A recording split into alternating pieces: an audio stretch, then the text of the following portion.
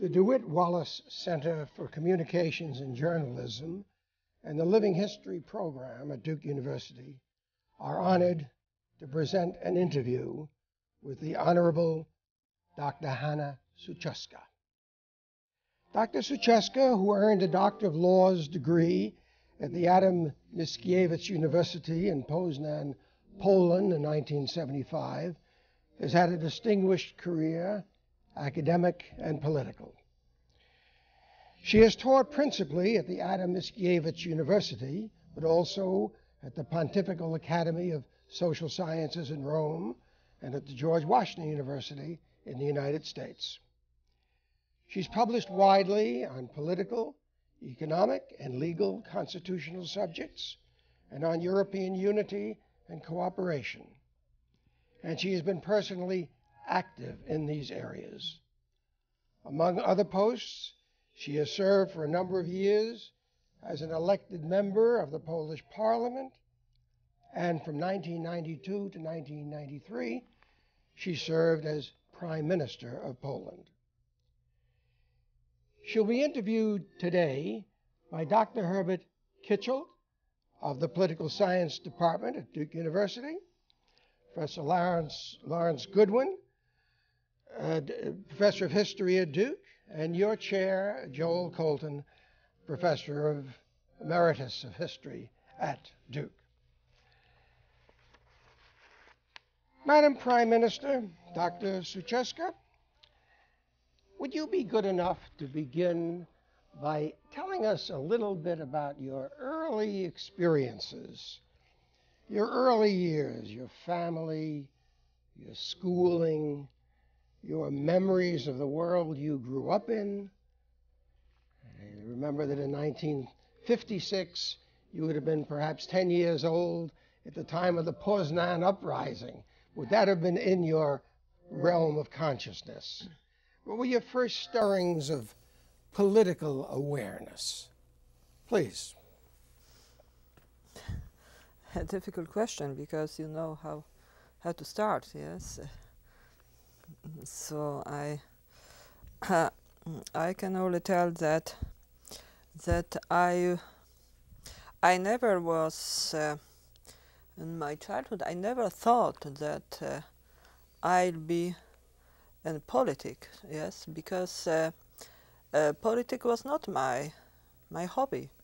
And when I was young, when I studied at university, I never thought that I'll be in real politics. I think that there were many reasons for this kind of thinking. Taking into account that I grew up in communist time, in the countries like Poland and other countries being under Soviet domination, there was no real politics. It was the only administration made by Communist Party, and it was no real political game. Yes, so I didn't feel what it means to be in politics, and for me, in a very early days, politics was rather something dirty and very boring. So I thought rather that for me it would be interesting to be a journalist or to work.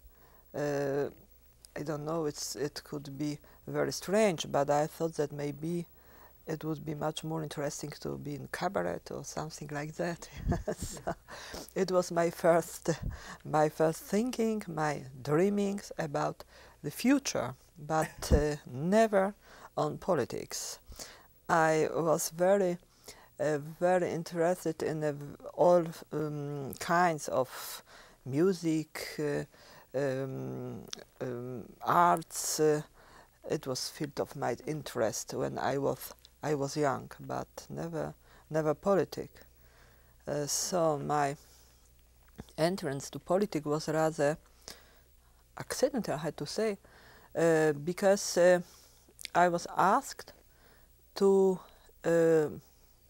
be a member of parliament in communist time, but I was a member of Democratic Party, very small one. Democratic Party, not Communist Party. And Democratic Party looked for young women, lawyer, working at the university, because it was this kind of election. And I fulfilled all the elements needed needed by the candidates from Democratic Party, and for that reason I was not elected, but I was nominated to Parliament. I agreed to go to Parliament, and the only reason for going to Parliament was that I was a specialist in constitutional law, so for that reason it was a good experience, a good opportunity for me to be in Parliament inside, not only outside, and to see how the Parliament, even in such a very artificial political situation, works. And it was the main reason why I decided to go to Parliament. It was a reason rather to be a kind of expert than to be a real politician, because I was strongly convinced, I was sure that in that time it was no place for me to be active in political life, because it was this kind, as I said, political life which was dominated by Communist Party, and I could agree for this kind of political game. What was the university like at this time? As you took your degree there in the late 60s and then early 70s, and you were teaching before you went into Parliament. Was there political alertness and sensitivities on the campus? You know, it was no. I at the university, some of the people at the university expected that I don't know why, that I would do some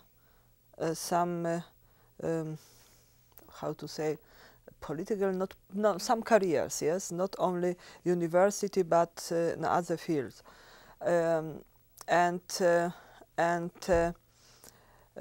I was in Parliament from 1980, at the same time I was also at the university. I taught at the university, and I had my students, and as I remembered, it was very interesting to discuss with my students not only very theoretical problems of constitutional law, but also have the opportunity to present them the practical problems, problems of so-called socialism, parliamentarism. It was very interesting for my students, and up to date I meet some students from those times, and they still remember that it's in those times, communist regime, these lectures and seminars, discussions were very, very interesting, because they were led from different point of view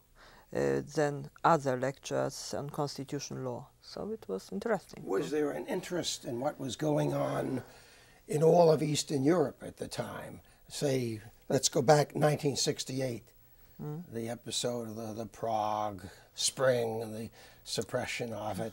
Was there discussion among the students? Yes, but you know, you have to remember that 68, it was a very important date for Poland also, yes? It was so-called March, not upheaval, not uprising, but the March events in Poland. It was similar to the big wave of students movement in Western countries, in Europe as well as in the United States. And Poland was the only country among post-communist countries with this kind of students' movement. In Czechoslovakia, it was something else. It was a real, I can say, uprising in '68. But in Poland, it was a very important date because after March '68, many peoples was sent to abroad. They lived under pressure to go abroad because it was this kind of ideologistic action that all peoples, not being Poles but being Zionist, should leave the country, and it was really a very bad and sad experience for Poland. Yes, I still remember the situation. And after March '68, at the universities, it was such a need for all young people. They would like to work at the university, to be a member of Communist Party. And I was graduated in '68, and I refused to be a member of Communist Party. And for that reason, I had opportunity to work at the university only 1 year. And after 1 year, I had to leave university because it was no place for the people not being a member of Communist Party and trying to work in such a chair as a constitution law, because it was a political, very political chair. Yes, so I spent after '69. I spent more than 3 years working in one of the very small institutes having nothing to do with politics, with law. It was an institute on small business, something like that, but small business in communist regime. Yes, so it was nothing special. Yes, having nothing to do with free market. And I think that, in my opinion, I lost the 3 years working in the institute, but there was no other place for me. I would like to be at in Poznań, being closer to the university. So for that reason, it was the only possibility for me. The visit in the late '70s of the then new Pope, John Paul II. Was that something that had a very big impact upon the people you knew, or was it something we in the outside world came to believe was very, very important for the Polish sense of independence? Yes, it was. I think so. I still remember the year '78 and '79, but especially '78, the date when a Pope was elected. Cardinal Wojtyła was elected as a Pope. It was really a very big event for all of us living in Poland. We couldn't believe in the first moment that it's possible. And we had a lot of hopes that now we have a Polish Pope, and it's a clear sign that something must happen in the world for our society. And it happened, yes, because the first visit of John Paul in '79 in Poland was also a kind of social movement. Yes, everybody would like to go to see Pope, to go to Holy Mass, and they travel from one place to another one, follow Pope. It was a real social movement. And 1 year later, Solidarity was born. Yes, of course, it's a problem we can discuss. What are how are the liaisons between Pope and borning of Solidarity? But I think that it was a great impact for and that Polish too. Before I pass the the podium over to Dr. Goodwin. That too would have been something just as unexpected. The strikes that took place, the rise of solidarity. This too would be something that one would never have dreamt was going to happen with the dramatic impact that it did. Dr. Goodwin, you've written something on solidarity. You know something about it. Please. Mr. Prime Minister, when after the March events of '68 and in the period after '69, you don't join the party, and you're in limbo studying small business in the Institute. What did you hear about, if anything, about the strikes on the Baltic coast in 1970? Not 1980, Oh, we heard in a lot. 1970. What did you hear in Poznan about that? A lot. You know, in Poland, it was also this kind of phenomena that even we didn't have real messages, real news coming to us through TV or radio. It was one of very important sources of our information. It was Radio Free Europe. And everybody in Poland listened to Radio Free Europe and Voice of America. It was two very important broadcastings, important for building a kind of conscience in our society. So, of course, the information has not been given in Polish radio, but we all knew that something happens in a shipyard in Gdańsk because we listened to Radio Free Europe. And then some people, I still remember that some friends of mine came to Poznań from Gdańsk and Szczecin.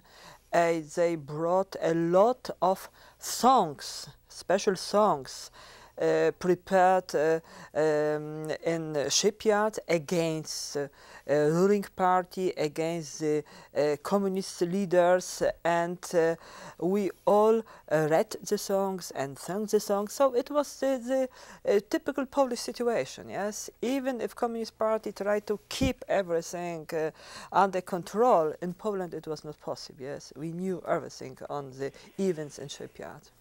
In 1980, when you were asked to go to Parliament, can you remember the month, what month in 1980 that was? It was March. March. Yes, of course, I remember. Right. Now, so therefore you were in Warsaw at the time of the rising on the Baltic coast in 1980, in August of 1980, It was is that August, right? July and August, yes. Right. Now, can you think back to that time? Things began, the strike began in the linen shipyard in Gdansk on the 14th of August, 1980. Can you remember when you first heard about it, probably Radio Free Europe, while you were in Warsaw? Can you remember that? When you began to hear something from the coast?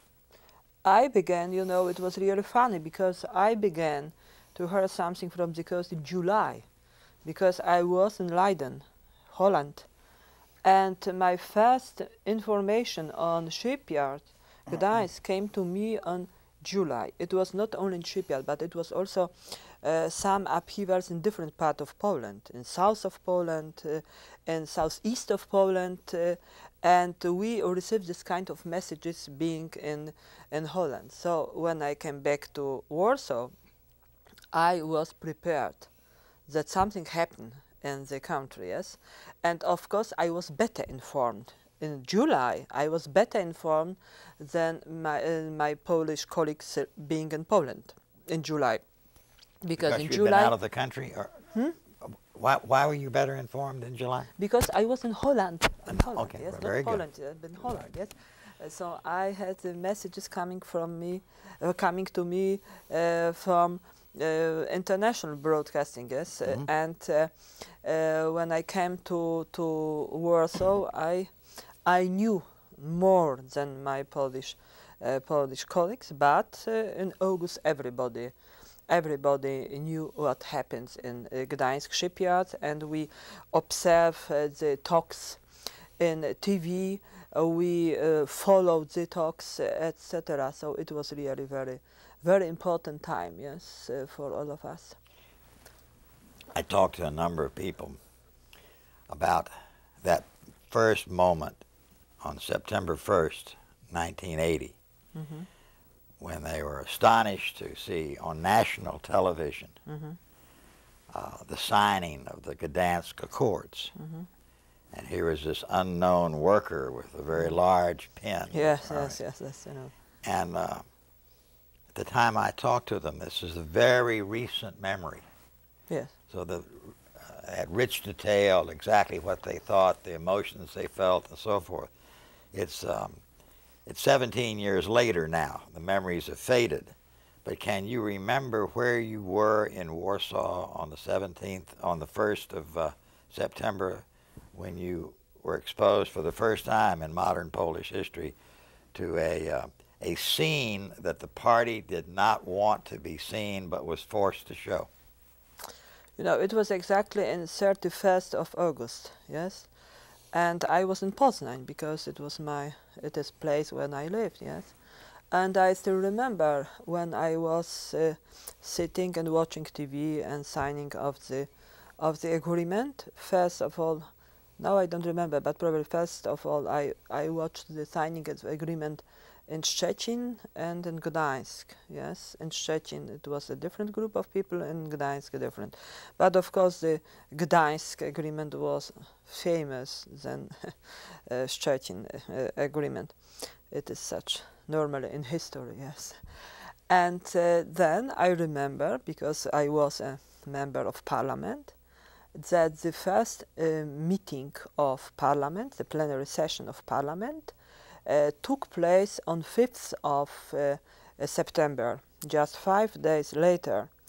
And it was completely different parliament than 2 months ago, yes, because we ended our session in end of June, and then we started in September, 5th of September. I remember that it was a real parliament, yes, a real discussion, a lot of discussion, very interesting discussion, very interesting speeches. It was such a completely new atmosphere full of expectations. And I thought that maybe I am in this parliament because of this date, yes, 5th of September. And then I remember my activity in parliament since September. We worked together with representatives of Solidarity. Members of Solidarity came to parliament, and they look for some persons they will be able to cooperate. And I became a member of Solidarity from the beginning. And for that reason, we worked together. We prepared many of laws. One of them was the law on trade unions, law on education, and many other laws. We discussed it very detailed. I organized meeting in my own constituency with a representative of Solidarity. And my friends I met in those times, many of them are my friends up to date, yes. We are still, now when we meet after 17 years, yes, sometimes we are sitting and saying that is a completely different epoch, and how it was nice to start together in 1980. It was really a very great time. When you first met members of Solidarity in the first week of September, yes, in Warsaw. In Poznań. I met in Poznań because they came to Warsaw a little later. All right. When you, were those workers or were those intellectuals who had gone to the coast? There were different peoples, yes. Especially I met the people in Poznań. They were members of Solidarity living in Poznań, workers from a very famous Cegielski enterprise, but also teachers. In Poland, in Poznań, for example, the solidarity of teachers was very strong. But that would be later in the month of September, right? Yes, that would be after this. Yes, you had gone to Warsaw early in the month of yes. September, is that correct? Yes. Who did you meet there, if you can remember, who represented Solidarity? Was Garemik there? No. In the 5th of September, there were not so many important people, yes, because they were after signing this agreement. So I didn't meet Geremek or Mazowiecki in those time. No, it came later, much more later. Can you remember when it was that you met the first representatives of Solidarność in Warsaw who was a worker? It was shortly after the first meeting, because we started to discuss the trade unions law. So it was, now I'm not quite sure, but I think that it was October, November, and then we worked very hardly preparing the new law. First of all, amendments, and then the law, discussing the different problems proposed by Solidarity. So it was just the beginning. Can I just... By all means, by all means. I was fascinated by what you said about the change in the atmosphere in Parliament from one time to the next.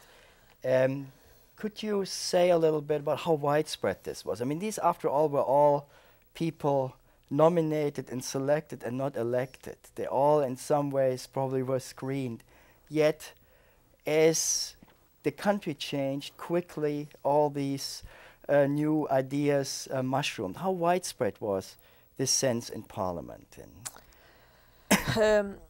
You know, it is in the first days of September, one could have impression that everybody is really full of the new ideas, the whole Parliament, yes.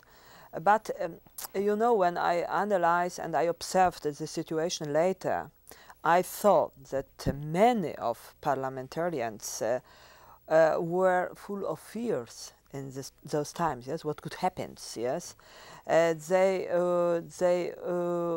were full of fears against Solidarity, and they were, I can say, not so happy what happens. So I think that finally the group of peoples in Parliament, they were very faithful to Solidarity ideas, and they fully supported the Solidarity ideas, was not so big one. I think that it was a group between 50 up to 12, yes, because you know, out of 460. Yeah, 460. Because you know, it was quite obvious during the discussions in Parliament, especially during our works in parliamentary commissions. When we discussed in parliamentary commission some proposals made by Solidarity, we could observe who is who, yes, who is able to support the proposals, who is completely against this kind of proposals. So it was for us a very important instrument to see how far the idea had been supported or shared by members of Parliament. So for me, the really very important date was 5th of September, and some, of course, days later. But then became a kind of different tensions, and members of Parliament, being a member of Communist Party, they were against Solidarity. They felt unsure, and for that reason they were looked for something else, for maybe a new solution against Solidarity, something like that. Yes, I thought. In the same context, could we move forward in time to the spring of 1981? When the general strike becomes a very serious possibility. And by this time, a number of members of the party have joined Solidarność. Yes, as you remember, there was a warning strike in which 1/3 of all the members of the party in Poland participated in the strike against the party, so to speak. Yes, yes. Right? Now this meant it was one of Polish paradoxes, yes. Yes, yes. And this meant, of course, that among the large sectors of the hierarchy of the party, as well as the rank and file, there are a number of people who want to come to terms with solidarity, who want to cooperate rather than oppose root and branch. Can you remember back to that period when the general strike, you were still in Parliament, were you not? Yes, the yes. time of the threatened general strike. What was your impression of the division within the party ranks among the parliamentarians in Warsaw as the warning strike approached? Can you remember that volatile and crucial period? You know, I think that there was not such a open discussion, yes, and I have this image that the parliamentary club, Communist Party club, was rather homogeneous.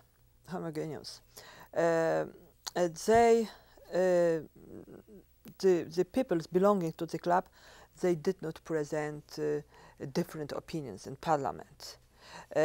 Some members of communist parties, not being in parliament, they presented different opinions. They became a member of Solidarity, but not in parliament. Yes, in parliament it was a very, very small but very sure group to Communist Party. It was rather a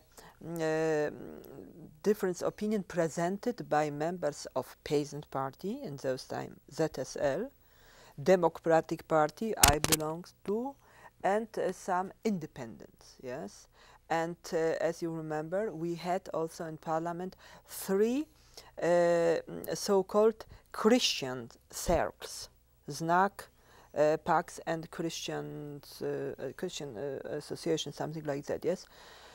And of course, members of Znak, no, Znak, it was a different name in the time, they presented a very independent opinion against Communist Party, some of members of Democratic Party, and some peoples of ZSL, Peasant Party. But I don't remember at the moment people from members of Communist Party being in Parliament. They were member of Solidarity in those times. Again, another question to characterize a little bit the atmosphere in Parliament and your colleagues. You said that you felt many were uncertain, many were fearful. Does this mean that people were fearful they might lose their position and their status in society that came with this, and therefore tried to be between the front lines for a while? Or were they maybe outraged because they were convinced of communist ideals? Was this a more ideological concern or a more personal concern that you observed? I think that that probably it was this kind of personal fears. Yes, what could happen for the peoples being now on such a top level, being a member of parliament, when the solidarity movement will become stronger and stronger and stronger, yes? What could happen for the people having a good position in, on professional level, yes? So it was this typical kind of personal fears. I think so, yes? That because you also have to take into account that the argumentation made by Solidarity was also very aggressive argumentation, yes. It was a time of, I can say it was a time of revolution, yes. So in such a time, always the people being an establishment, yes, making an establishment, they are full of fears against the new movement, yes. And it was the situation in Poland, yes. Individually, when this or that member of parliament, they would like to, they worked in their own constituency, they looked for, sometimes looked for better relationships with Solidarity, yes. But some of members, many, I can also say majority of members of Communist Party were rejected by Solidarity. Solidarity said, no, we don't like to discuss with them. We would like to discuss only with some members of parliament, yes. I belong to the members, some colleagues of mine from Democratic Party belongs to the group. Solidarity would like to talk to us, to discuss with us, yes. They were confident to us, but not to the member of a Communist Party. Was there any concern in the rising tensions of that time that the Soviet Union might openly intervene, and in a sense was General Jaruzelski reacting out of a concern for his own position, or was there the concern that if he didn't do something that then the Soviets could possibly march in? You know, it's a difficult question because, as you know, the historians and politicians still discuss the problem, yes, at the moment. It was a real danger or not real danger that the Soviet troop could come to Poland. It's at the moment very difficult to judge, yes. I am of the opinion that it was not such a real danger, and that it was such a no need for martial law, I was of the opinion that it was a time for looking for better solution in the country, not using the instrument of martial law, but it happens, and it was no, I don't know. It was this time in our history and the period in our history which always will divide our society. Yes, even now, when we discuss on the martial law, the opinion is still divided among the people. Was still Parliament asked to ratify martial You know, law? it was such a problem that Parliament was asked before, very informally. Members of Parliament, members of different parliamentary clubs, were asked very informally how they will react if government will send a draft of kind of martial law. And it was the common reaction. All members of Parliament, even the members of Communist Party, majority of members of Communist Party were against this kind of law.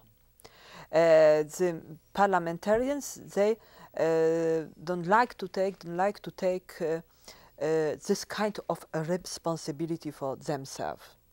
So, for General Jaruzelski, it was obvious that it will be probably impossible to pass this kind of law, to accept this kind of law by Parliament. So he did it otherwise, yes. First of all, this kind of decree on the state of law, and then ratification by Parliament 1 month later, more than 1 month later, because it was in the end of January 92, yes. Isn't it also due to the fact that the victims of martial law certainly were the Solidarność activists, but also a number of Orthodox Khans in the Communist Party? Wasn't it sort of an assertion of the military that ruled no longer so much through the party, but also over the party? That may be a little strong, but... You know, I don't know how it was with the victims of being a member of Communist Party, yes. Some of members of Communist Party were also not in the prison, but in the, how to say, how it is in... they were interned, they were Interned. home arrest, yes, home like arrest, this, yes. yeah. Some members of Communist Party were also home arrested, yes, but I don't know, maybe 2 or 3 persons, yes, but they were not real victims of martial law. But in terms of power, you wouldn't say that the party apparatus lost some power due to the Jaruzelski takeover? I mean, not that they were victims in the sense they were imprisoned, but yes, just in terms of the power. No, but you know, it was some of people, of course, lost power, because I still think that everything what happens in the year 1980, 1989, it was not only the problem between Solidarity and Communist Party, but it was also a fight inside Communist Party, yes, between different groups of members of Communist parties, and some of the groups try to use the instrument, such an important instrument like Solidarity, yes, to this fight, yes. So it was much more complicated than only black and white, yes. It was also the second level of the problems, yes. What about the fights inside Solidarity? Wasn't this also a... Yes, it is also when it's such a big group like a Solidarity, such a big movement, it's normal, yes, that there are different kind of interests, and the same was also in Solidarity. One could observe the discussion between Walesa and other prominent members of Solidarity in those times, Anna Walentynovich, for example, and some others. But in 1981, the peoples being not so deeply involved in Solidarity, yes, but observing the situation from outside, supported Lech Wałęsa, yes. So he was a winner of the Solidarity from 1981. I'm sure you and your friends have discussed many times after December 81 what you could have done different during 81 to either prevent this or at least give it a somewhat more fortunate course. Just share with us what your thoughts. Yes, you know, it was also this kind of thinking that being just in the how to say, eye of cyclone, yes. It is not possible to make a very clear analysis, yes. After many years later, we analyzed that maybe in those times there were also many provocations, but in those times we were not able to answer, to observe, to see is the provocation, what kind of provocation. It was not possible, yes. But now when we discuss that in those times it was also a problem of internal fight between the members of communist parties, we have to take into account that it was also some provocations, yes. And it is very difficult to avoid the provocation because they are made for such a reason not to avoid it, yes. on the ending of martial law, what contribution do you think that the American economic blockade played? I think I am strongly convinced that the role of President Reagan was a big role and positive role, I think, to support this kind of thinking in our society, this kind of conscience in our society that we have to fight for our independence, yes. And the blockade also played important role, but as you know, it is still and always discutable what is a moral value of blockade, yes, because blockade is always working against society, yes, not so much against government but against society. So it was it was strongly discutable, but as I remember, this kind of behavior was kind of behavior of American authorities, of American administration, was accepted by a majority of our society, yes, because society was so strongly against communist leaderships that they were the members of society, majority members were of the opinion that it's a good policy led by Reagan to make a pressure for the government for being more open to society, to give to society more freedom, etc. Yeah? So it was. Madam Prime Minister, I have one more question about the period of martial law.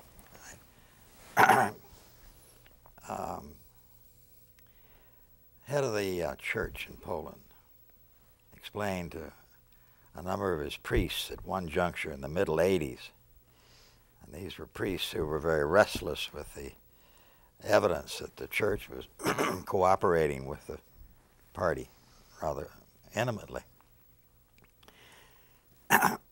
He explained to them that the church had to penetrate the institutions of the state. And what is your own, in retrospect, what is your own recollection and your settled judgment of the role of the Catholic Church in Poland between 1981 and 1989?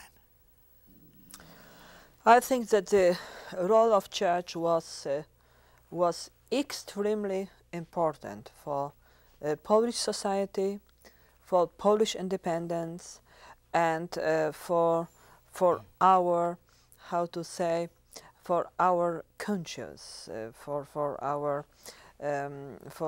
kind of thinking. In the time between 81, especially 82 after martial law, and 89 before the new elections, and 89, the situation in our country was extremely difficult.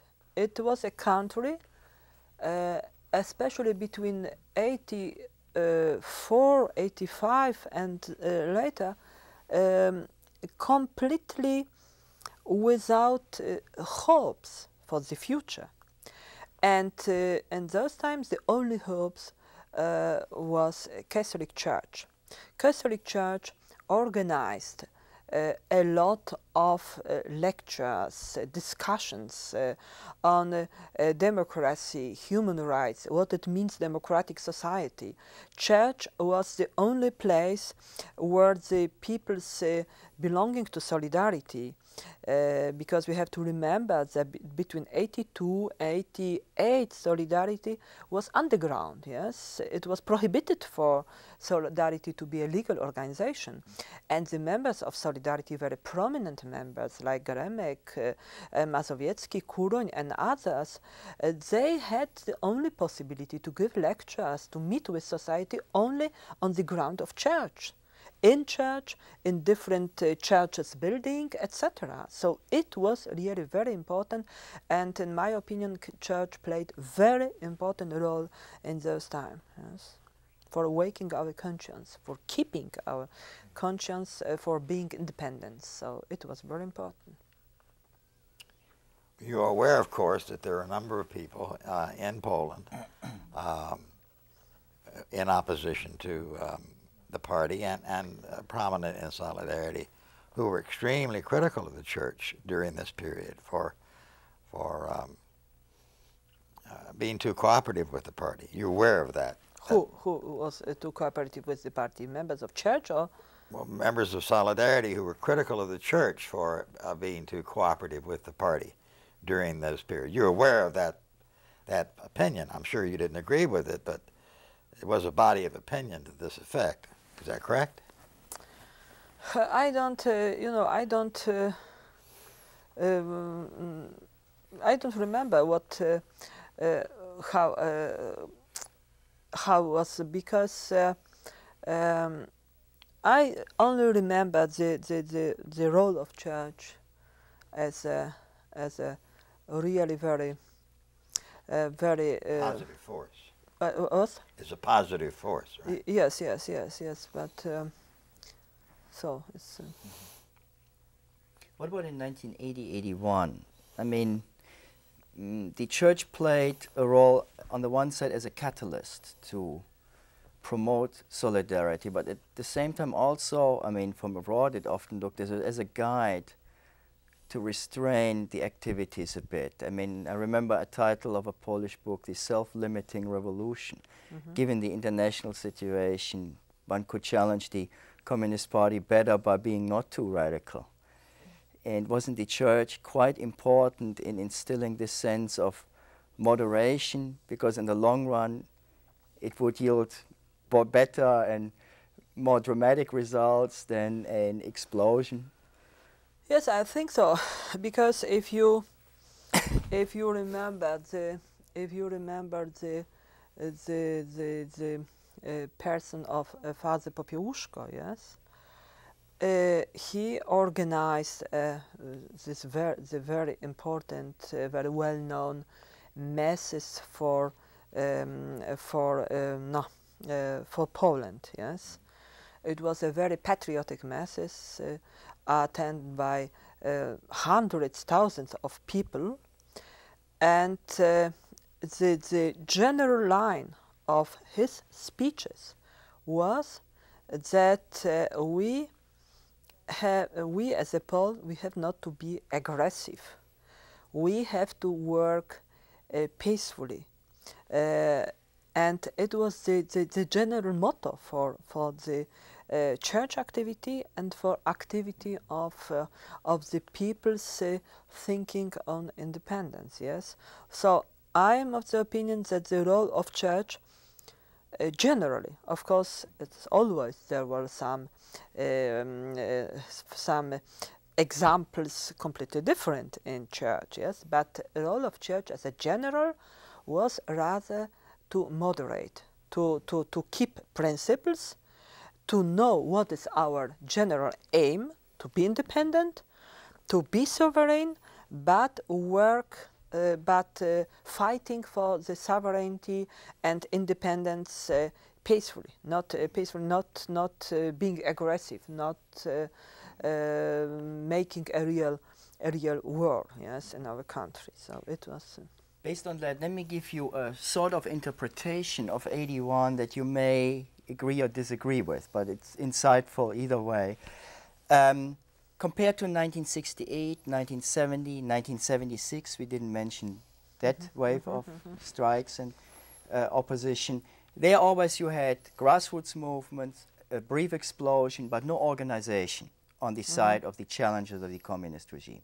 1980, no, it was in 76. Core. It was core. Yes, that's right. Yes. The beginnings. So the Polish society undergoes this long-term learning process. With each bout with the Communist Party, they learn something, how to fight better.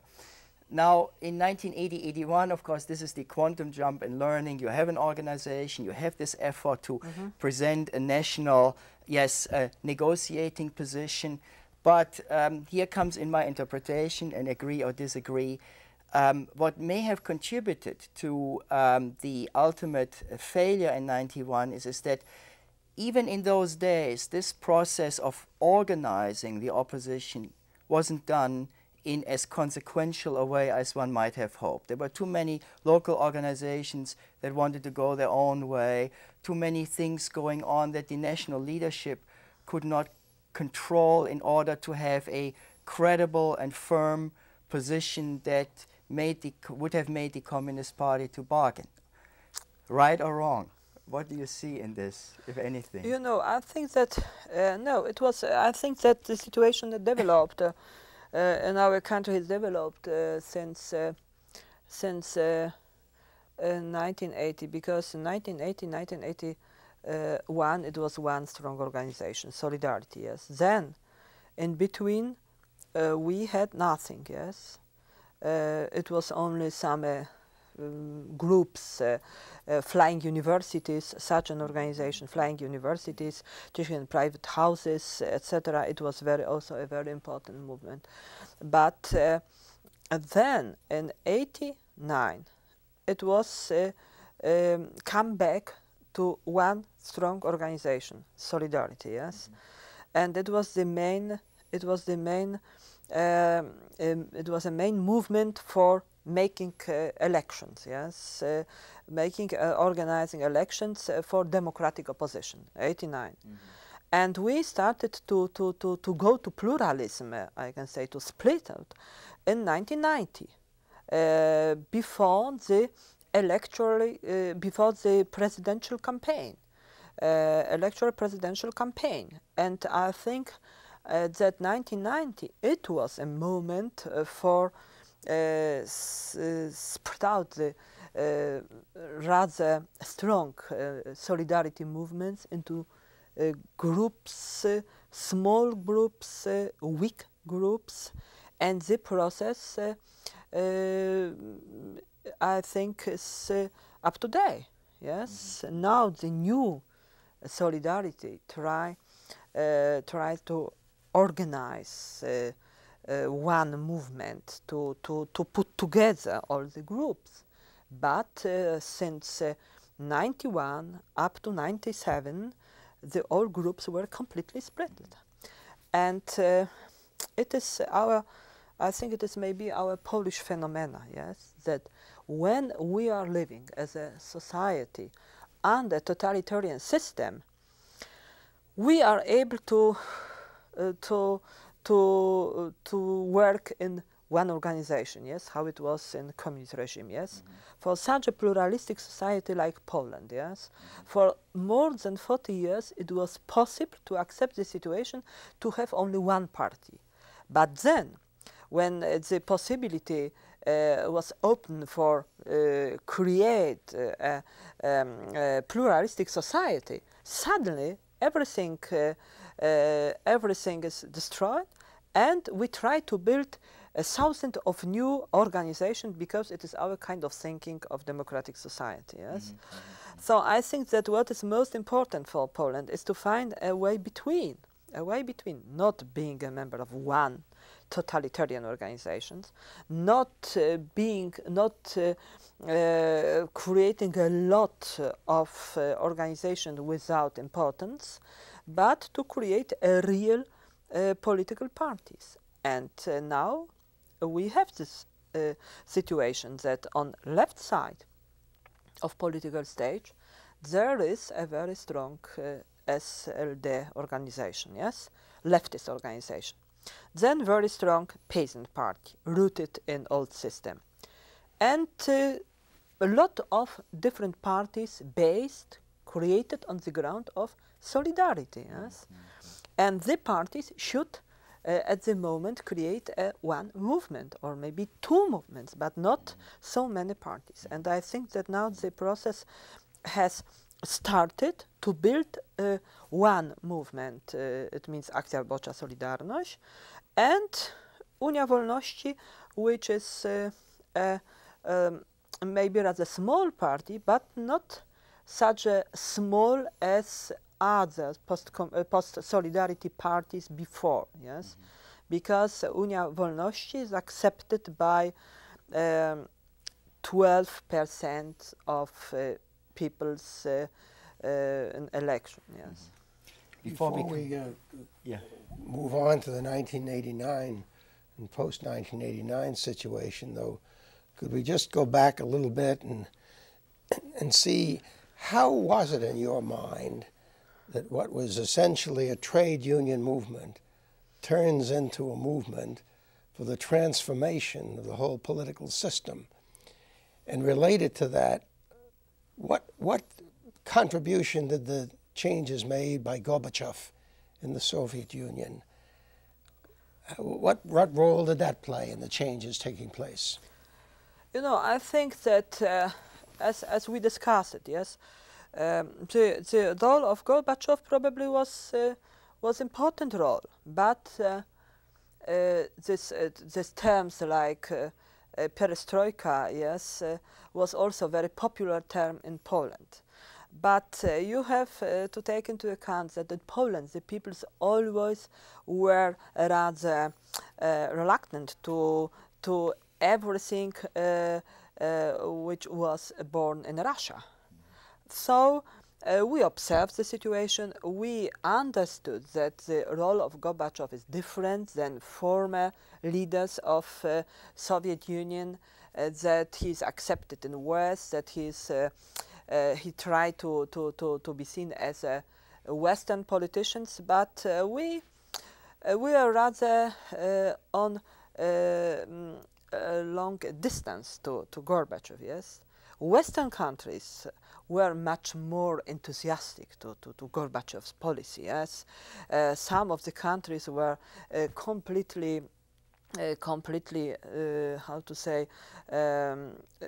overestimate sometimes, I think, the role played by Gorbachev, yes. It happens very often in Western countries, yes. Yes. But in Poland it was not so, yes. We accepted the role played by Gorbachev. We understood that he probably opened a new way, new kind of thinking, but for us as a Pole, the role of Pope was a bigger estimate than the role of Gorbachev. In 1989, as things began to unravel for the party and as Solidarność came back, if you compare the experience living through the fall of 1980 and seeing Solidarność mushrooming, and then the return in 88, 89, is there a difference, similarity? What stands out in your mind? Oh, difference. Yes, difference. The difference. Yes, how would you characterize difference, because that? you know, in the beginning, in 1980, 1981, it was, it was really very, it was a kind, as I said, uprising of upheaval, yes, in Polish, in a Polish society. Everybody would like to join Solidarity because it was the only hopes, yes, for the better future. And I think that there was a lot of emotion around the Solidarity. We had to also remember that Solidarity in 1980 pointed out in its program the social elements of the life of society, not only political but social, yes, housing problems, better salaries, etc., etc. Yes, this element, it was strongly supported by society, and we have to remember that the program of Solidarity in 1980 was a program for a rather so-called third road, yes, something between socialism and capitalism. It was the new version of socialism with human face, yes, this kind of. So it was acceptable by society. In 1989, the situation was completely different because it was after the 3 months of round table talks. And I think that the newborn of Solidarity was much more rationalized. Everybody had the opportunity to listen to the long discussions led by leaders of ruling parties, so-called governmental side and opposition side. In TV, we could observe it in TV, and it was also in June '89. It was also a big enthusiasm and euphoria. But I think that it was not this kind of social movement as it was in 1980, because some of peoples, they were member of Solidarity between 1980 and 81. Now they were rather reluctant to the new Solidarity. and they preferred to stay at home, yes, not to work so actively. Also, why? Do you have a sense of what the yes, it is difficult to say. Yes, sometimes it was a problem of time. Yes, it was 8 years. Yes, 80, 81, 89, 8 years. For some people, they change their mind. For some people, it was a new point of view. It was a different reason, yes, why they decided to be more reluctant. For some people, it was not, at the moment in '89, it was not a real workers' movement, but more intellectual, yes, because the discussion led in TV as a result of round table talks were rather discussions led by intellectuals, yes. So some workers said it is not our movement, yes. So it was a lot of different reasons, and I am not a specialist to analyze it very detailed, yes. It is only my impression.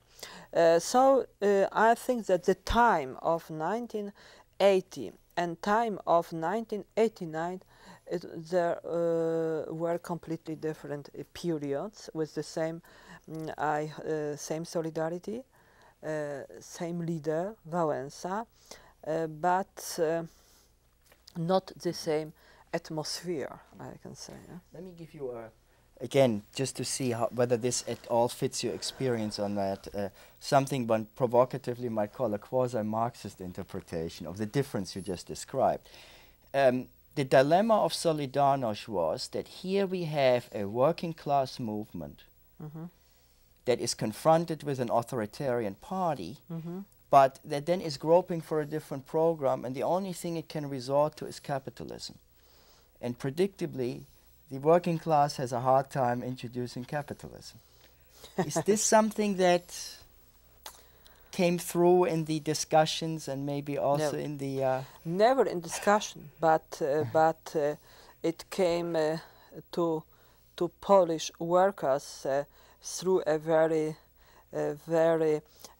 sad experience. Yes, so it was much worse, because in the beginning nobody, or maybe only a few members, a few groups discussed that the real system we would like to build in society should be capitalism. Yes, but you know, even in June '89, used the word capitalism, it would be completely unacceptable by workers, yes, by the members of Solidarity. Because capitalism, what was capitalism? Yes, we lived we were educated for 40 years by the official propaganda that capitalism is the system anti-human, yes, it's a system anti-workers, anti-people, etc., etc., all the negative aspects. So it was not possible, argued that now the role, the destiny of workers is to build capitalism. And I think that in December 1989, after Balcerowicz program has been accepted by Parliament, it was the first real and very clear sign that probably in the country the new system will be built, which is not completely accepted by workers, yes, because they expected something else, as I said, that expected rather social state. It means a state rather idealistic, with higher salary, with social security, but with full shops, full of goods, and living like Western peoples. But this kind of living was known for our society only from TV, yes, from the very famous films, as I said, yes, the Dynasty, Denver, Dallas, I don't know, yes. So everybody thought that now the time comes when for everybody will be possible to live in this kind of condition, yes. But there were a few Solidarity dissidents, one might say. I think of Mr. Buzak. But you know, Bujak was, yes, dissident, but the dissidents, they were dissidents on different grounds. As usual, sometimes they were dissidents because of personal tensions between Walesa and other peoples being in solidarity, but there were also some groups, people, experts rather, they understood that we have to go, we have to build capitalism, and when we would like to build a capitalism, we have to go to the capitalism through liberalism, yes? When we would like to make a clear line between authoritarian economic system, central planned economic system, we have to go through liberalism. The liberalism was not clearly defined, but it was only such a slogan, liberalism, yes? After 7 years of transformation, yes, we are able now more clearly define what it means, yes, what it was a liberalism in those times. And now we put to our constitution that in Poland we have social free market economy, yes. We came back to some social aspects, but we had to went through the very difficult way of liberalism, yes, because otherwise it would be impossible for us to build a new society, because society, and it was the very good examples of workers being a member of Solidarity, they expected that it will be not so painful change from real socialism to social welfare and capitalism, yes? In such a destroyed economically country as Poland, it was not possible without this kind of liberalization, economic liberalization, yes? You talked about the defining moment when the Balcerowicz plan was submitted to Parliament. I confess, I don't remember. Were you a member of Parliament at that time? Yes. I was member of the Parliament between 1980 and 85. In 85, when Parliament was elected in the term of martial law, I was not a member of Parliament. I was not nominated by my party because I voted in the Parliament against the law on trade union proposed by government, by Communist Party. Yes, I was with Solidarity, and for that reason it was not possible for me to accept the law which abolished the pluralism in a trade union. Yes, so for that reason I was not on the list of candidates. Even a personal defining moment. Yes, yes, it was. But then you came back under the Citizens Committees. Yes, in the then June I had 4 years, 4 years period free of political activity. But you have to take into account that when I decided to vote against the law proposed by government, and then when I decided to leave a Democratic Party, I was sure that I never come back to political life. Yes, I did it, and I decided that no, maybe it is not for me to be involved in politics. And I spent, I can say, 5 interesting years in Parliament, because it was a very interesting Parliament. Yes, despite all difficulties and political problems. It was a Parliament which born before Solidarity, then the whole period of Solidarity, martial law, after martial law, really very interesting, for a very interesting book, yes. And I was lucky to be in such a Parliament. And then I said, no, I ended my political career, yes. And then in April, after round talks agreement, some colleagues from Solidarity came to me in Poznań and asked me to be a candidate on the list of so-called Solidarity, yes, citizens, how it was, citizens committee, yes, citizens committee, Solidarity, yes. But you know, my first reaction was I refused, and I said no. I have enough, yes. I spent 5 years in politics. It was a very difficult time for me, interesting but difficult time. It was full of stress, I can say, a very difficult moment for undertaking the decision.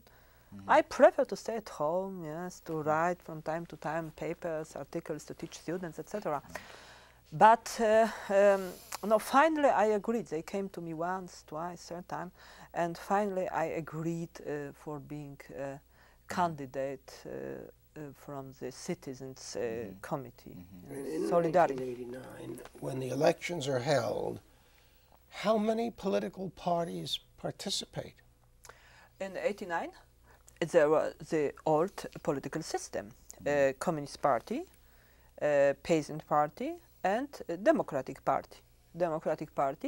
And the three parties were in so-called bloc governmental side, yes, governmental side, because we had two sides in the elections. Governmental sides, party governmental, it was such an official name, and democratic opposition side, yes. And it was four main forces, yes. Three parties being for 40 years in alliance, and one movement, solidarity movement, grouped many wings and many groups, but in '89 all groups were together, yes, on the one list. And only for that reason it was our success, it was our victory, because in '89 we were able, Solidarity was able to create a one common group, one common movement, and so for that reason we won elections,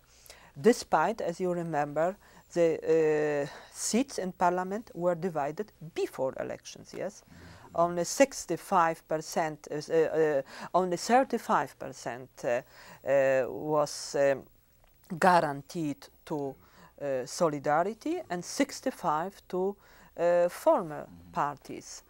So the parties coming from old system had majority in parliament. Yes.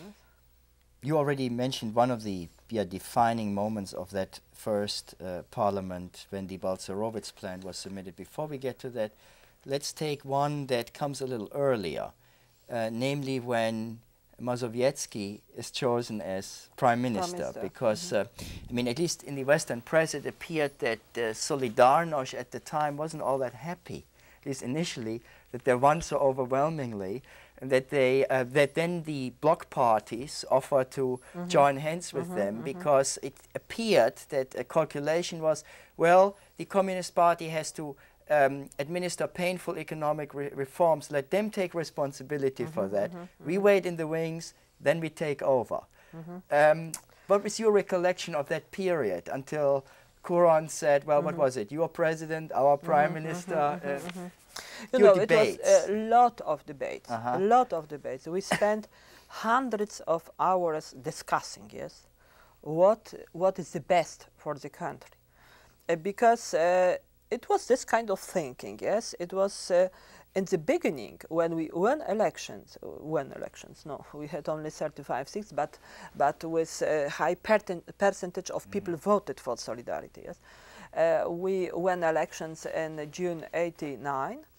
It was rather obvious for us that when parties belong to old system having such a big majority in parliament, it is the role of the parties to create a government, to propose prime minister and a government, because they have to, the party have to have opportunity, responsibility, yes, for the policy led in the country, because we were too weak to be really responsible and to be decisive in the parliament, yes. And it was this kind of thinking which dominated in the first weeks of new parliament. It means in the beginning of July. So for that reason, as you remember, the first candidate for prime minister office was Kiszczak, proposed by Jaruzelski as a president, yes, and Kiszczak was accepted by parliament because it was obvious. Jaruzelski is president, Kiszczak is prime minister. Our time probably comes later, after new free elections. It was a very strong discussion how should be our activity in so-called contractual parliament, yes. And I remember, it is my personal experience, I remember that when Kiszczak was nominated as a candidate for prime minister, it was a time left him to propose names for ministers. So I was sure, and I asked head of my parliamentary club, it means Professor Geremek, may I go to holidays, because we just accepted candidature for prime minister, so I think that nothing important could happen in the meantime. And he agreed and said, yes, you have 10 days time or 2 weeks, yes. And I spent my holidays in Yugoslavia. It was Istria, Yugoslavia. And being in Yugoslavia, I listened to radio, and I heard the message that Mazowiecki is proposed as a candidate for prime minister, yes. It was really very astonishing for me, because I left Poland. I still remembered this kind of discussion, yes, that it would be better not to create a government, but better left everything to communists, yes. But as you quoted it, it was the very famous article in Gazeta Wyborcza, written by probably Kuronin Myknik, yes, yours president, ours prime minister. And it was the first sign that the new road probably is open. But I still remember the article. I still remember even the graphic of the article, and discussion in parliamentary club. And what was really very fun is that some members of the club, then members of parliament, and later very important persons in the Mazowiecki's government, just in the moment when the article has been published, said to me, what a stupid idea, yes, what a stupid idea. It is not time for us, yes. How Myknik could write such an article, yes. So you see that the opinion were so differentiated, yes, that it was not possible to in a very proper way to say, yes, it is good for us, it is not good for us. It was a way full of experiments, yes. All experiments was open. But as you know, Mazowiecki's candidature for a prime minister was a candidature proposed on the ground of a new coalition, yes. It was the coalition between ZSL, Peasant Party, SD, my former party, and Solidarity, yes. But with this reservation that some members of Communist Party should be also a member of the cabinet, and it was a Minister of Defense and Minister of Interiors. Two very important posts in the agreement were reserved to members of Communist Party. But you know, it was really for us unbelievable that it is possible to have first non-communist prime minister in cabinet, yes. But it happened. Dr. Suchocka, when we were talking before our break, you talked about the distress that was occasioned by the movement from a command economy to a more privatized economy. Would there have been any way of avoiding some of the troubles that developed, the inflation and unemployment and shortages and labor dissatisfaction? You know, as I said to you, Poland was first country in the region which determined to go through the way of reform, of transformation, yes. Because when Mazowiecki became a prime minister in September, and the first government has been created in September '89, I can say, were completely unprepared how to deal with such difficult problems. I think that no country in the world is prepared for such a difficult task. So, in September, Mazowiecki's government decided that it should be a reform towards a real free market economy. And in Mazowiecki's government, there were some peoples really liberals, because Balcerowicz belongs to liberals, and Syryjczyk, a minister of industry in Mazowiecki's government, then he was advisor to my government.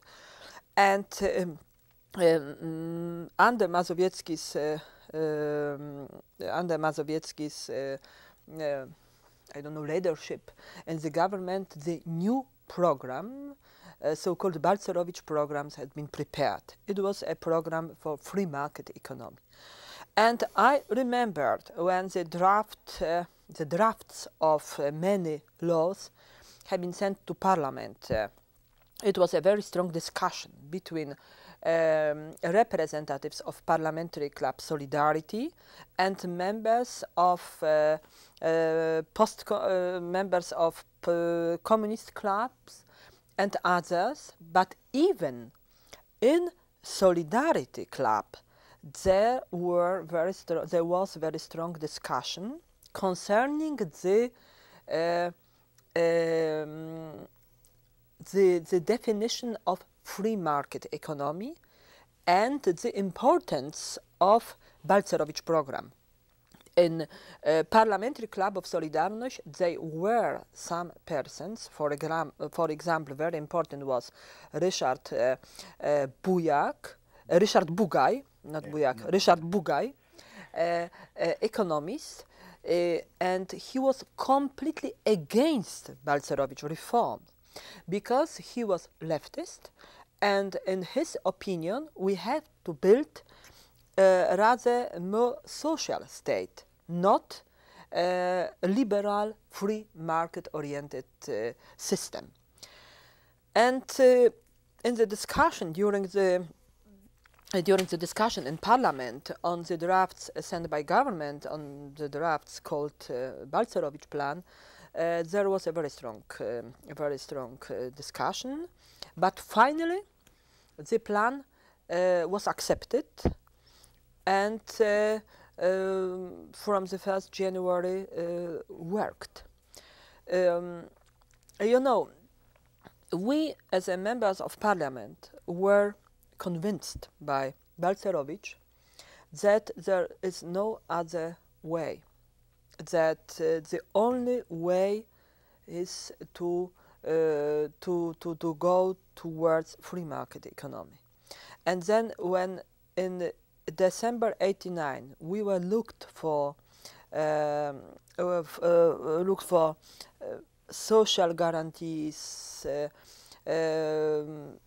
such a typical guarantees for social state, it would be impossible to put our economy on the steps. Yes, it will be still what? On a firm basis. On a firm basis, it will be still economy staying on the head. Yes, so it was the main reason why we accepted Balcerowicz's program, the so-called shock therapy. And after 7 years, we started the program. I am strongly convinced that it was the only way. It was no other possibility to avoid social tensions, social difficulties. It was the only way to build a normal economic system. Let me just ask another question about the kinds of debates you had at this critical moment. I think you already gave us an idea that on the one hand, this plan was discussed on its own merit. Will it work? Is there an alternative? What will be the consequences? Should be yes. On the other hand, one could also think of a different kind of discussion. Does this plan represent what our voters really want? will we be re-elected if we go with this program and inflict misery on our voters? Was this something that disenchanted Western politicians would yes, consider? Of course, first? you know, the situation I think probably was more complicated in our country than in Western countries, because in the beginning, when we came to power, we were sure it was this kind of thinking that probably we are at power for a long time, yes, for very long time. No, I don't use the word forever, yes, because when we decided to build a democratic system, we have to take into account that there will be some changes. But of course, in the beginning, we were sure that we have 4 years term or maybe longer. Yes, it was the period for parliament, 4 years term for parliament, and we were convinced that when we built the program, it is a program good for society. It will be a program which will create a very good basis for well-being of our society in the future.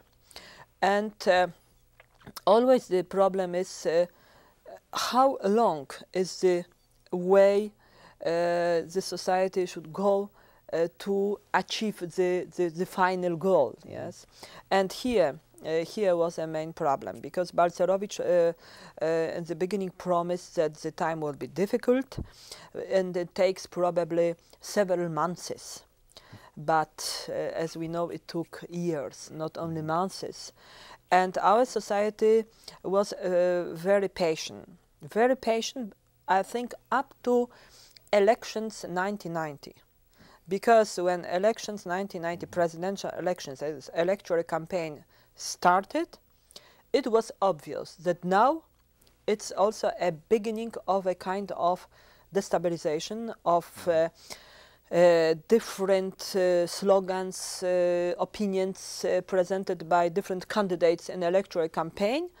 And it means also that the social support for Balcerowicz program at the moment was not so high. Yes, was not so strong. It was the crucial time for further development in Poland. But what was really very funny, it was this slogan used by Walesa that everything in our country is developing too slowly, that it should be go faster. Yes. You know, the economic process.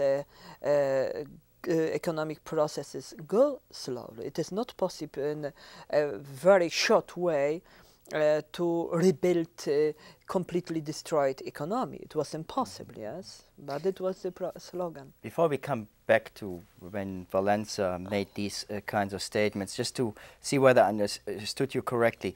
So a common perception was that everyone knew that this program would lead to pain in the population, unemployment and inflation. But there was a perception that you would stay in office long enough that by the time you would have to face re-election, the program would have proved itself, it would have made things sufficiently better that people would see that this is the way to go. Yes. Of course, we are strongly convinced that it will be obvious for people that the road chosen by us was the only good road, only good way.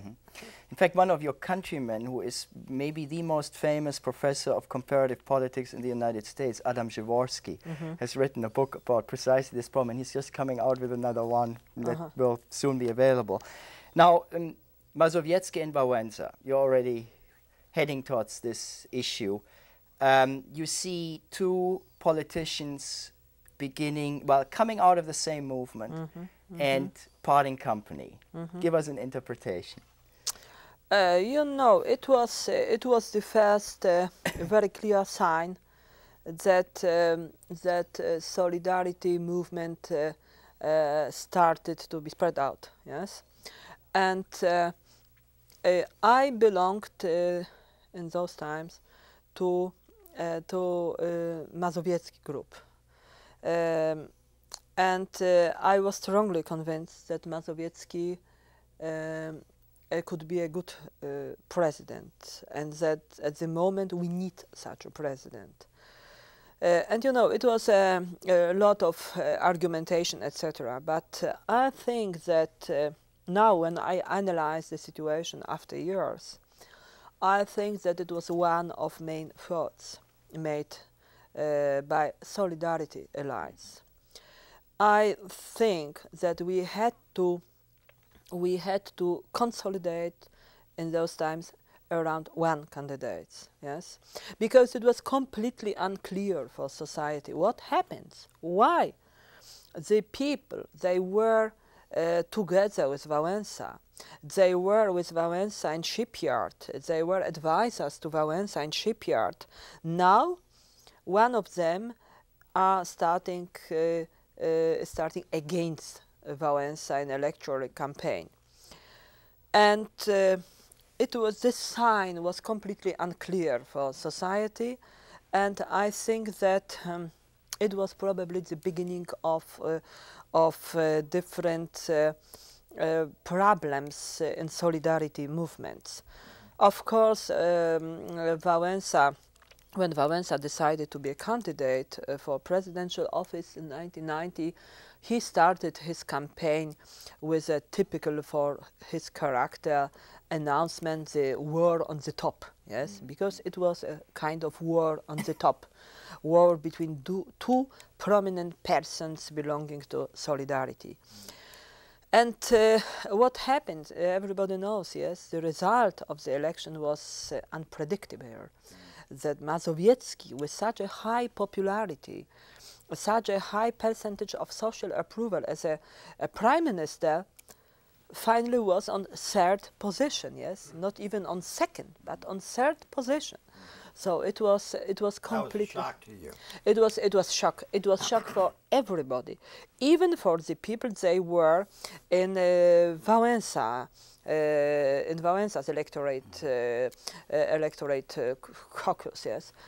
Even for them, it was completely shocked. Was it also shocked because Tymiński was perceived as a threat to the New Democracy, not just another candidate? No, it was in the results of the first round of the election, we saw the real danger for our society, because you know how it is possible that as our society having possibility to choose between Wałęsa, very well-known person, Mazowiecki, very well-known and very good prime minister, yes, finally decided to choose completely unknown Tymiński. It was a very important sign that something wrong could be with our democracy, with our new democracy, yes. So we were full of fears before the second round of elections. What could happen? Now, finally, Wałęsa won the election, but you know, first democratic elections in country, presidential elections, first presidential election, general elections, and rivalization, competition between Wałęsa, very well-known person, and completely unknown Tymiński, it was a shock for everybody, yes, at the time. The roundtable discussion crafted a constitution that did not provide for a direct election of the presidency. As Jaruzelski then signaled he was willing to step aside, different forces moved toward changing the law so that there would be a direct election. Do you remember who exactly it was, or what groups that were most keen on having a direct election of the president? Because that clearly strengthens the hand of the president. Yes, you know, it was the group around Tadeusz Mazowiecki. Because you know, it was colleagues from my caucuses, yes, because they thought that general election is the only possibility for Tadeusz Mazowiecki to be elected. It was the main argument, yes. Then now, when we would like to change Jaruzelski, in this parliament it's not possible, yes, to do it, because former communist parties have majority in the parliament, so they never agreed for this kind of change. So it should be a general elections. And second argumentation was that when we will propose Tadeusz Mazowiecki as a candidate, Tadeusz Mazowiecki in that time was had 80% of approval, social approval, yes. So it was obvious for us that he's a sure candidate for president, yes. And it was one of the main arguments. I only remember my discussion with colleagues of mine when I tried to convince them not to open the Pandora box, yes, because I was strongly convinced that it's not the best idea to have general elections in such a system, in Polish system, because we don't have presidential system. We don't have such a system as in United States. We don't have the tradition of presidential system. In our country, we always had a typical parliamentary system, sometimes with stronger power of president, but president never was elected in general election, yes, but I had not enough power to convince my colleague not to propose the amendments to the constitution. Was there any group that said, well, let's have first a general parliamentary election, and then we think about the presidential? Yes, it was. You know, it was a lot of different discussions, but I think that the time came. It was in this spring of 1990, yes, late winter, spring 1990, when members of Solidarity in Parliament were convinced that, and some especially of the members, were convinced that it's not possible for longer time to keep Jaruzelski as a president. They arranged a campaign against Jaruzelski, and I think that it was a time that Jaruzelski fully understood that it's not possible for him to be longer president, yes, and it happened.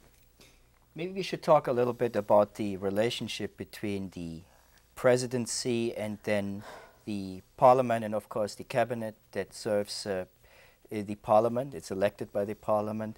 The presidency, as it was crafted in the 1989 arrangement, is quite strong by standards of West European parliamentarism. Quite strong and strange.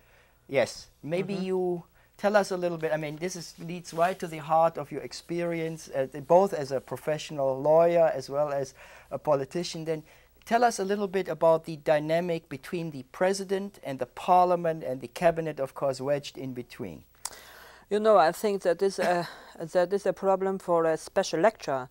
Yes, it is not possible to describe very shortly, because the situation and the relationships between the three main organs changed very often. It depends on different various factors. It was a completely different situation when Mazowiecki was prime minister, but it was a time when Jaruzelski was president. Then, when Bielecki was prime minister, it was a time with Walesa. Same was with Olszewski. It depended on a lot of different reasons. That sometimes the relationships were full of tensions between president and government. Sometimes there were tensions between parliament and government. It was mainly based on the role and the kind of political coalitions in parliament. Do you remember that the coalitions, political coalitions, parliamentary coalitions have changed in the years 89, 93 very often. Now, since '93 up to now, we have the same coalition, only the prime ministers has changed. But in the years 89, 93, coalitions have changed very often, yes, and it was it depended on the role of the coalition and the relationships between Wałęsa and prime minister. How was the relationships? And for example, in the time of Bielecki, it was not so bad, because Bielecki was a candidate for the office of prime minister proposed by Wałęsa, and I think that the cooperation was good. However, sometimes one can hear critical voices that Bielecki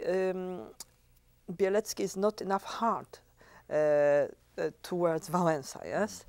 Then was a cabinet headed by Olszewski, and Olszewski was in permanent quarrel with Wałęsa. So there was a permanent tensions between government and president. And you know, it was the time when Wałęsa sent to parliament a draft of so-called small constitution, and Wałęsa tried to change, to amend the system existing in Poland into the presidential, in the beginning semi-presidential, but then presidential system. It was a very clear idea of Wałęsa to build in Poland presidential system. And a model for Wałęsa was United States system, and no, maybe French system, but rather United States system. It was a time, very short time, when Wałęsa would like to be president and prime minister, yes, together.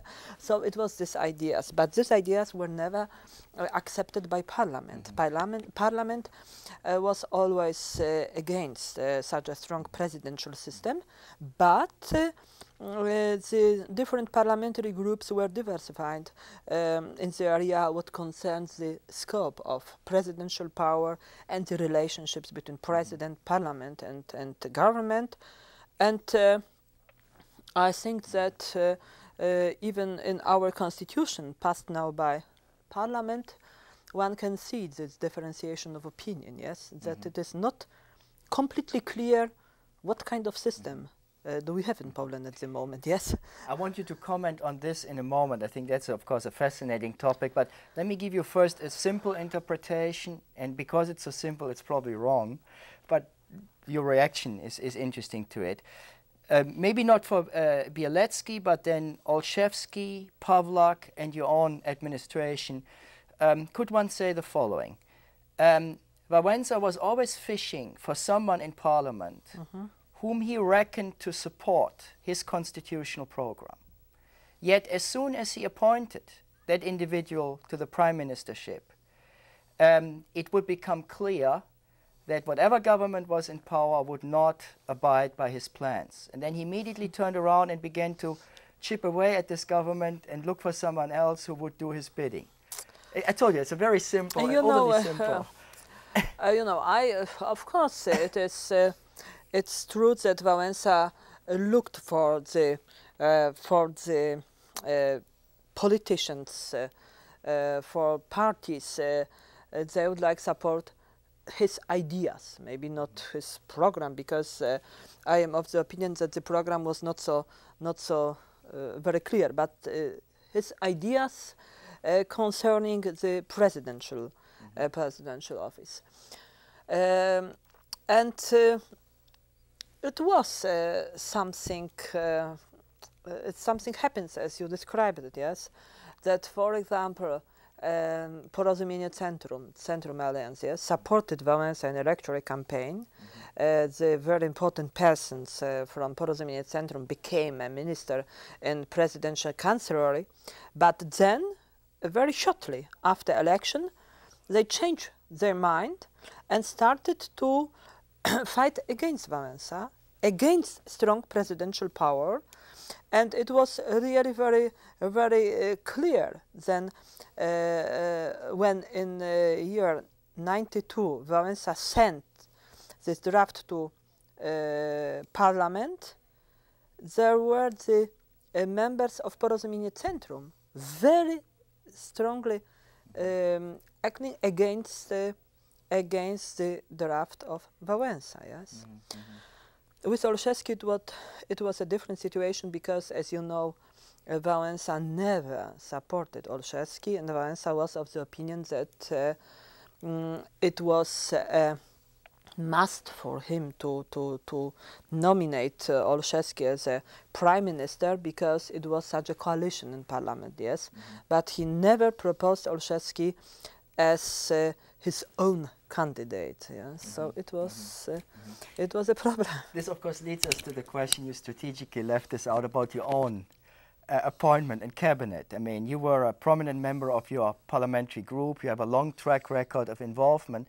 Looking back, how do you see that it came about, that you were nominated to become prime minister after this failed brief Pavlak stint and the disaster with Olszewski? When you look back, what stands out in your own mind? You know, it was the agreement built between different political parties, so-called central rightist political parties. Because, you know, there were some elements analyzed by the leaders of the parties they would like to create a coalition. One of the elements was that a candidate for prime minister office should be a member of Union of Democratic Union, because at that time it was Democratic Union, yes, Democratic Union. But it was also the parties were also strongly convinced that the coalition should be a central rightist coalition, yes. So they decided to propose a candidacy belonging to right wing in Democratic Union. And I belonged, and I'm still belong to right wing of Democratic Union. By right wing, you mean now the more Christian democratic? Yes, more Christian democratic, closer to church and closer to Christian values, etc. Yes, so my candidacy was acceptable. For such a members as such a party as National. Christian National Party, yes. Christian National Party agreed to be a part of the coalition with Democratic Union, which was very difficult for the party. But there was the one condition.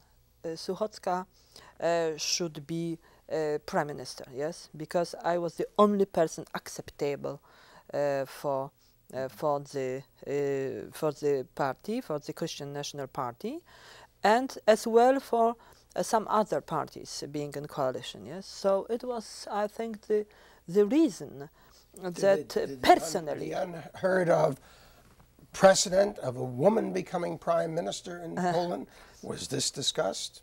Yes, it was put some questions to societies. Also, do you accept a woman as a prime minister, because it was first time in history. But our society is a very open society in this area. I never thought that our society is anti-woman, anti-feminist. Yes. Our society accepts women when they are good, yes, they could play well the role, so it was no problem. It was maybe a bigger problem for Wałęsa, because for Wałęsa it was rather difficult to find an agreement, to find a common language with me, because once he said me later, of course, that for me it was very difficult because I don't know how to discuss with women as a prime minister. Yes, but finally it was okay. Can you talk a little bit about your, as prime minister, your relationship with the president? I mean, I'm thinking mostly of policy terms. I mean, you had to go to him with bills that had passed Parliament. You probably negotiated with him. You told him what the agenda of your government is. What were important points on the agenda in the critical 12, 13 months of your government? Oh, many. And you know, the relationships with President were, I can say, of specific nature. So nobody, no one who doesn't know Walesa is not able to understand what is his kind of behavior, yes, of discussing even with Prime Minister, with ministers, etc. It was a specific kind of discussion, yes, and it was also a very difficult lesson for me because I had to learn this specific kind of behavior, not to create a new conflict, and not to be only a kind of instrument in the hands of Lech Wałęsa. So it was very difficult to find the way between the two possibilities, yes, to be in a permanent quarrel or to be an instrument without special role. So it was very difficult. Let me give you a characterization that I pieced together from talking to various Polish friends I have, among them someone whom you know very well, Viktor Osiański. But what I got is that Walesa was someone who had a very short attention span, someone who jumped around. It was very hard to have a rational discussion with him where you would go point by point.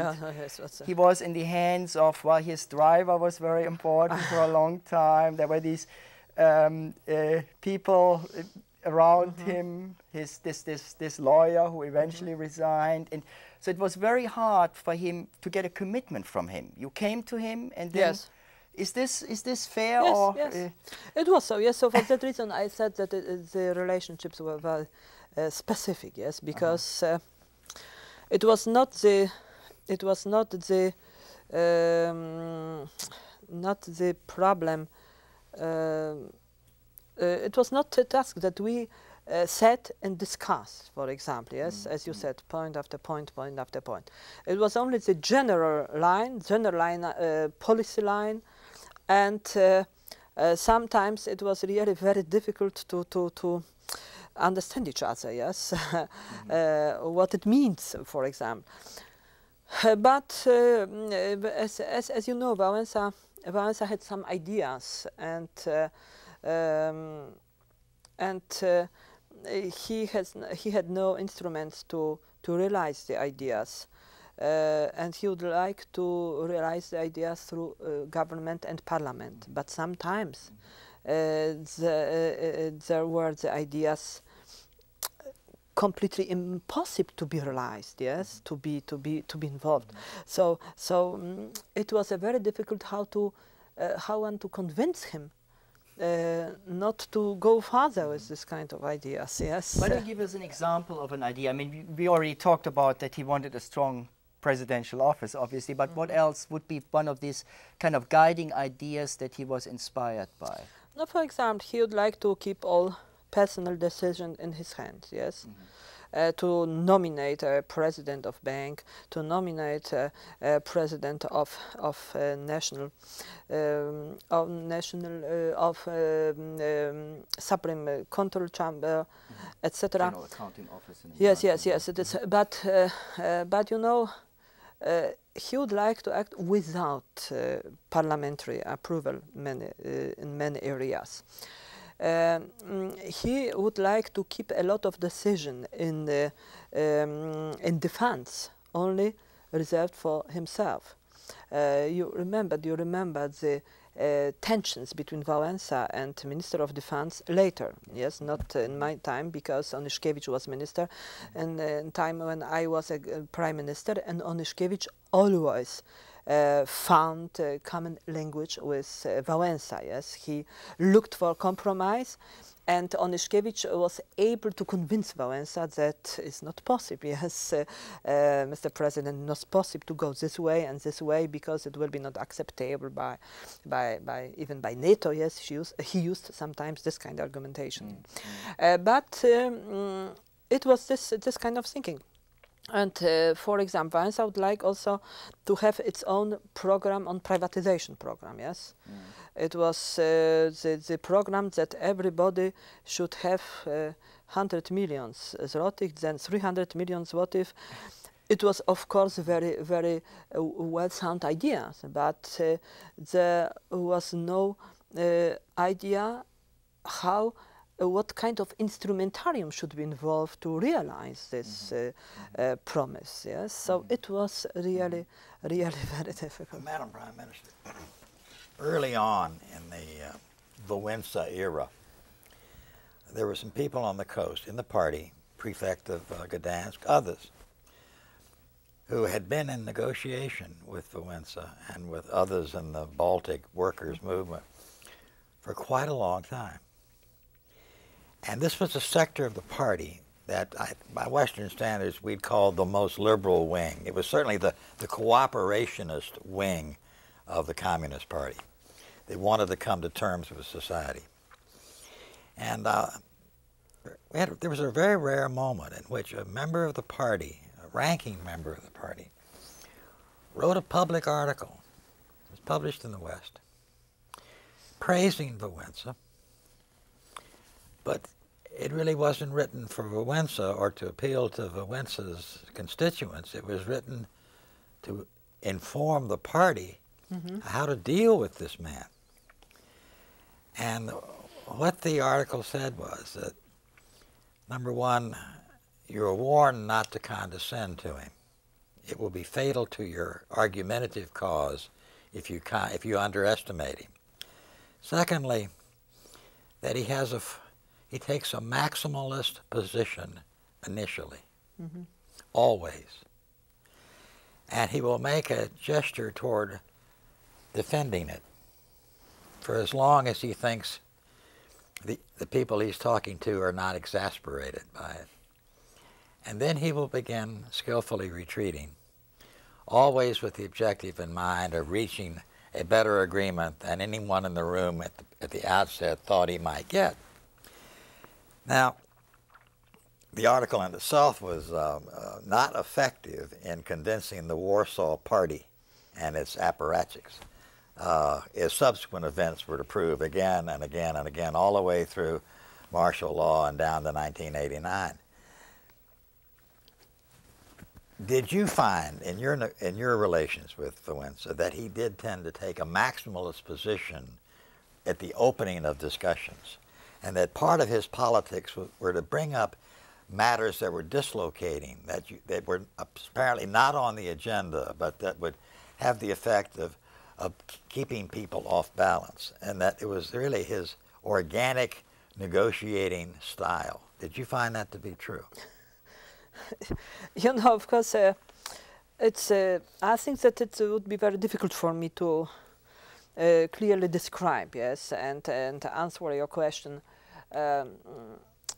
I am not able to analyze the character of Wałęsa so well. He's a very complicated man. Yes, in my opinion, he is a real political man. Yes, he is a political man. He is a political personality, and he was his own ideas. What it means state, what it means president, and you know, it was also one big paradox that he was a worker in shipyard, yes, fighting for social rights. Finally, he was fighter for democracy, but I think it's my impression. Then in his deep mind, he is rather authoritarian, yes. For him it would be better to have an authoritarian system. It was very difficult for him to work in democracy. So when Walesa decided to run for election as a president, some friends of them, knowing him very well, tried to convince him that it's a bad decision, because they said him that, Lech, it would be impossible for you to work in prescribed frameworks, yes, because you are so dynamic. You have to be active without framework, and being a leader of solidarity, of trade unions, especially when trade union was a real movement, not based on a legal basis, yes, he was a real power.